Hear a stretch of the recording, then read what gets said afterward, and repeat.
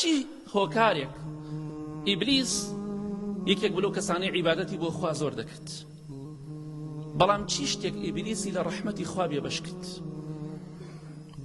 نەفرەت و لەعنەتی خوای بۆ مسۆگەر کرد، لە بەهەشت مەحرومی کرد، جەهەنەمی پێبەخشی. چی شتێک بوو؟ چی هۆکارێک بوو؟ هۆکاری نەفرەت لێکردنی ئیبلیس لەلایەنی خوای پەروەردگارەوە چی بوو؟ هەر گوناه و تاوان.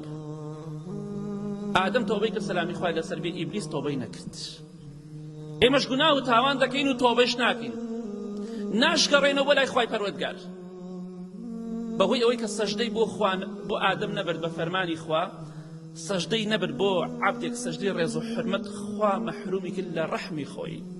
ئەو کەسێک کە نوێژ ناکەی، ئیبلیس یەک سەجدەی نەبرد بۆ بەندەیەک لە بەندەکانی خوا، چونکە فەرمانی خوای لەسەر بوو، خوا لە ڕەحمەتی خۆی بێبەشی کرد. ئەی تۆ یەک ئامادەنی سەجدە بۆ خالقی خۆت بەری، چۆن ناترسی خوا لە ڕەحمی خۆی بێ ئومێدت کا و بتخاتە ناو جەهەنەمەوە؟ ئادەم و حەوا سەلامی خوای پەروەردگار لەسەر بێ تۆبەیان کرد، ئیبلیس تۆبەی نەکرد. ئیبلیس بەهۆی تاوان و گوناهەوە لە ڕەحمی خوا بێ ئومێد.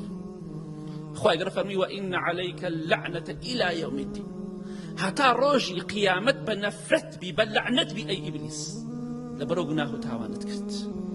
گوناه و تاوان ئاوا لە ئینسان دەکات، سەرشۆڕ و ڕسوای دنیا و قیامەتی دەکات. بۆی ئاگاد لە خۆت بێ، گوناه و تاوان بەکەم مەزانە.